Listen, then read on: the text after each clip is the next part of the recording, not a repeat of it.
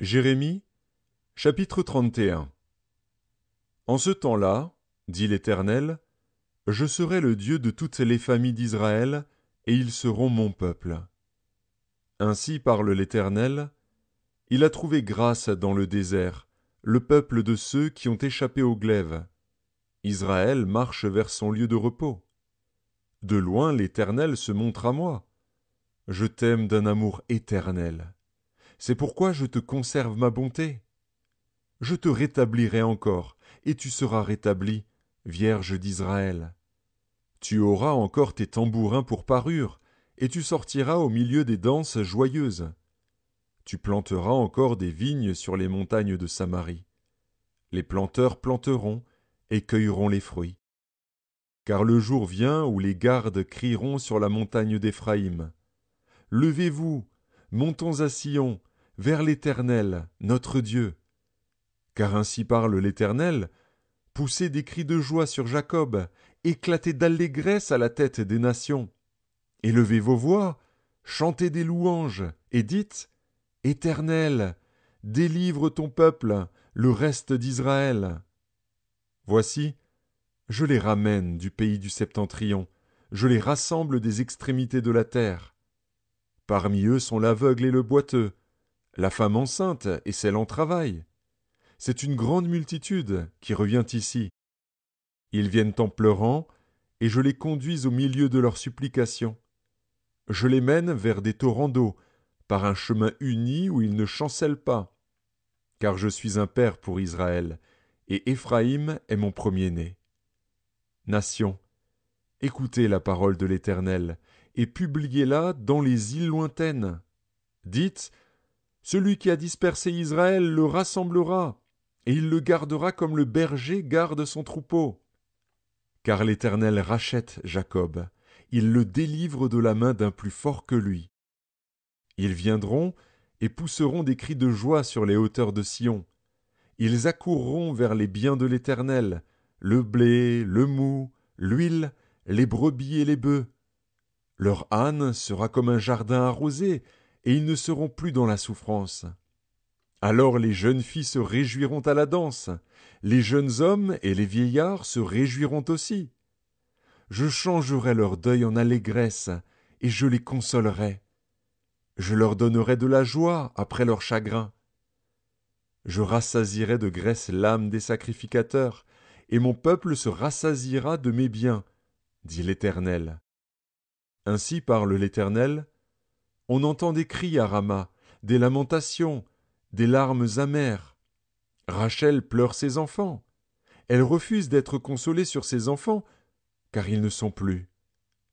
Ainsi parle l'Éternel. Retiens tes pleurs, retiens les larmes de tes yeux, car il y aura un salaire pour tes œuvres, dit l'Éternel. Ils reviendront du pays de l'ennemi. Il y a de l'espérance pour ton avenir, dit l'Éternel. Tes enfants reviendront dans leur territoire. J'entends Éphraïm qui se lamente. Tu m'as châtié, et j'ai été châtié comme un veau qui n'est pas dompté. Fais-moi revenir, et je reviendrai, car tu es l'Éternel, mon Dieu. Après m'être détourné, j'éprouve du repentir, et après avoir reconnu mes fautes, je frappe sur ma cuisse. Je suis honteux et confus, car je porte l'opprobre de ma jeunesse. Éphraïm est-il donc pour moi un fils chéri, un enfant qui fait mes délices? Car plus je parle de lui, plus encore son souvenir est en moi. Aussi mes entrailles sont émues en sa faveur. J'aurai pitié de lui, dit l'Éternel. Dresse des signes, place des poteaux, prends garde à la route, au chemin que tu as suivi. Reviens, Vierge d'Israël, reviens dans ces villes qui sont à toi. Jusque à quand seras-tu errante, fille égarée? Car l'Éternel crée une chose nouvelle sur la terre. La femme recherchera l'homme. Ainsi parle l'Éternel des armées, le Dieu d'Israël. Voici encore ce que l'on dira dans le pays de Juda et dans ses villes, quand j'aurai ramené leurs captifs. Que l'Éternel te bénisse, demeure de la justice, montagne sainte. Là s'établiront Juda et toutes ses villes, les laboureurs et ceux qui conduisent les troupeaux. Car je rafraîchirai l'âme altérée, et je rassasierai toute âme languissante. Là-dessus je me suis réveillé, et j'ai regardé. Mon sommeil m'avait été agréable. Voici, les jours viennent, dit l'Éternel, où j'ensemencerai la maison d'Israël et la maison de Juda d'une semence d'hommes et d'une semence de bêtes. Et comme j'ai veillé sur eux pour arracher, abattre, détruire, ruiner et faire du mal, ainsi je veillerai sur eux pour bâtir et pour planter, dit l'Éternel.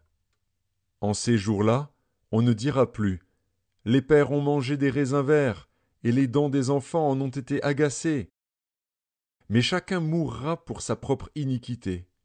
Tout homme qui mangera des raisins verts, ses dents en seront agacées. Voici, les jours viennent, dit l'Éternel, où je ferai avec la maison d'Israël et la maison de Juda une alliance nouvelle, non comme l'alliance que je traitais avec leur père, le jour où je les saisis par la main pour les faire sortir du pays d'Égypte, alliance qu'ils ont violée, quoique je fusse leur maître, dit l'Éternel. Mais voici l'alliance que je ferai avec la maison d'Israël après ces jours-là, dit l'Éternel. Je mettrai ma loi au-dedans d'eux, je l'écrirai dans leur cœur, et je serai leur Dieu, et ils seront mon peuple. Celui-ci n'enseignera plus son prochain, ni celui-là son frère, en disant « Connaissez l'Éternel ». Car tous me connaîtront, depuis le plus petit jusqu'au plus grand, dit l'Éternel. Car je pardonnerai leur iniquité, et je ne me souviendrai plus de leurs péchés.